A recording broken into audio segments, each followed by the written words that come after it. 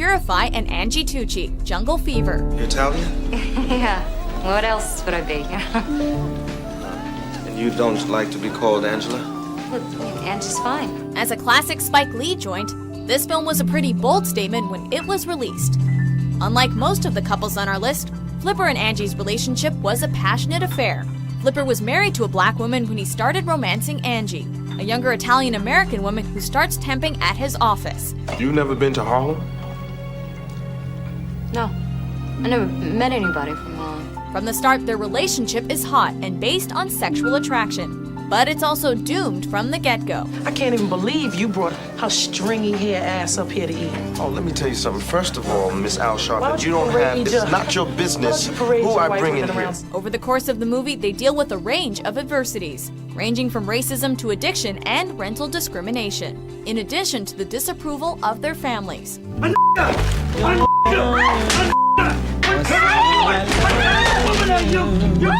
Number 7, Joe and Jasminder court Jess Famara. Bend it like Beckham. Never seen an Indian girl into football. I didn't even know they had a girls' team here. In this comedy drama, the love of soccer brings together Jasminder, a young British woman of Indian descent, and Joe, an Irish Caucasian bloke. Jasminder's overprotective parents forbid the football-obsessed teen from playing the sport, since they deem it inappropriate. That's not fair. He selected me. He?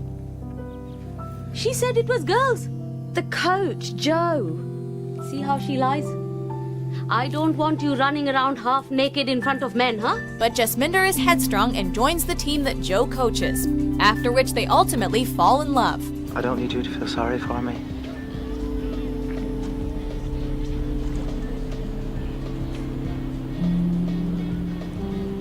You bitch! As a couple, they're strong-willed, but it's their love of soccer that really brings them together, showing that a common bond is a strong foundation for a relationship. The twosome is also so relatable and cute together that it's hard not to root for them. She called me a packy, but I guess you wouldn't understand what that feels like, would you? Jess, I'm Irish. Of course I'd understand what that feels like. Number 6, Derek Reynolds and Sarah Johnson, Save the Last Dance. Steps ain't no square dance. That's alright, I dance in circles, probably around you. This 90s teen power couple feels like people you might know in real life, making them one of the most relatable on our list. They start off as rivals of sorts, but they come together after he promises to teach her how to dance hip-hop so that she'll fit in better at her predominantly black school. Take this out. Come on. Wait, you sitting down for tea or something? Dance lessons lead to more, and it's a pleasure to watch this couple fight for their relationship despite the haters trying to keep them apart. White girls like you, creeping up, taking on men. The whole world ain't enough, you gotta conquer ours too. Whatever, Nikki. You know what, Derek and I like each other, and if you have a problem with that, screw you. Derek and Sarah are great together because they push each other to strive for their dreams, even if those dreams seemed far out of reach. Ain't nobody watching you but me. Alright? Now show me some attitude. Number 5, Hank Grotowski and Letitia Musgrove, Monsters Ball. Me get sick back here didn't have anything to do with you, alright? There are so many things about this couple that shouldn't work on paper, but somehow they're able to overcome their differences to fall in love on screen. At the start of the film, Hank undeniably has his prejudices, but he's still drawn to Letitia and their similar experiences grieving loved ones. You gonna take her home, ain't you? I don't really know her. I'll take her home. As the relationship deepens, their attraction to each other amplifies and culminates in a charged encounter where Letitia asks Hank to make me feel good. I want you to make me feel good.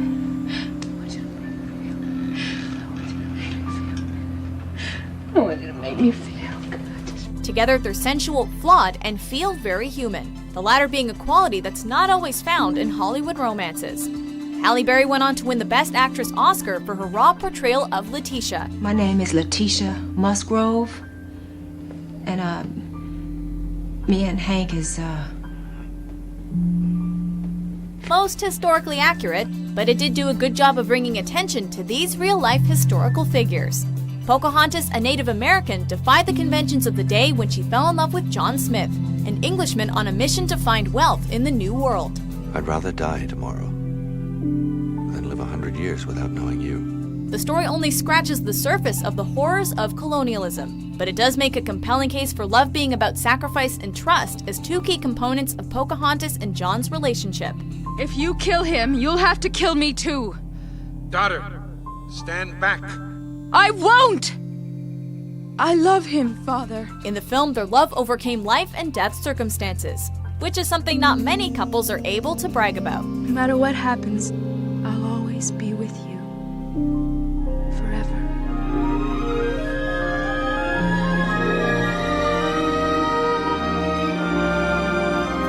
Number 2, Tony and Maria, West Side Story. Stay away from my sister. Sister? Couldn't you see he's one of them? No, I saw only him. There's only one thing they want from a Puerto Rican. That's a lie. Later, Tony. Perhaps one of the most tragic couples in pop culture, Tony and Maria are the 20th century version of Romeo and Juliet. They literally come from warring gangs, with Maria being from the Puerto Rican Sharks and Tony being aligned with the Caucasian American Jets. But like Romeo and Juliet before them, their love was fated when Tony first laid eyes on Maria at the local dance.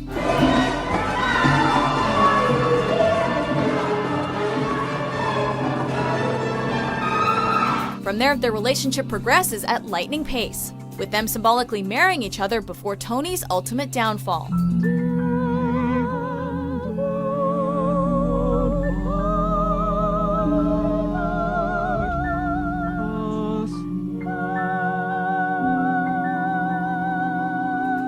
Their hope and love for each other are perfectly captured in their duets Tonight and Somewhere, which are two of the film's most iconic songs. Hold my hand and I'll take you there somehow, someday.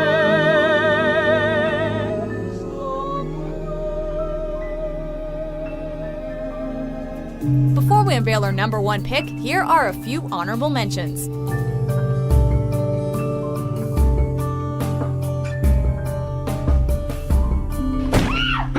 What? Are you scared of me? A little bit. This, you and me can't go anywhere beyond this evening. Just can't.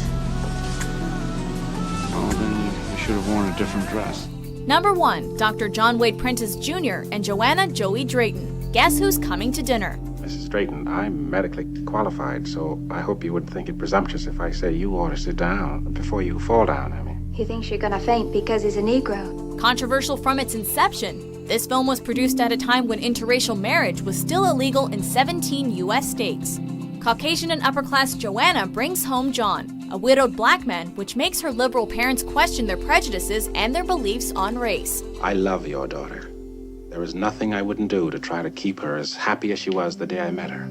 But it seems to me, without your approval, we will make no sense at all. It's hard to find faults with John, however, since he's a doctor who has done work in Africa and has refused to have sex with Joanna before they're married.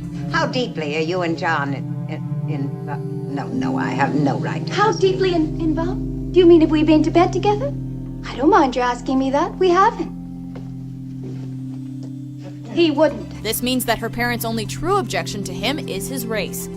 Sidney Poitier's character broke stereotypes, and the loving relationship he has with Joanna pushed audiences to examine their own views. As for you two and the problems you're going to have, they seem almost unimaginable. But you'll have no problem with me. The film also inspired a more comedic update in 2005 with Guess Who, which reverses the roles and sees a black woman bringing a white man home to her parents. So what, they don't have any available young black men in New York anymore? Well, you know, they just ran out last week, Grandpa. I'm just trying to figure out why you chose to go this way. Do you agree with our list?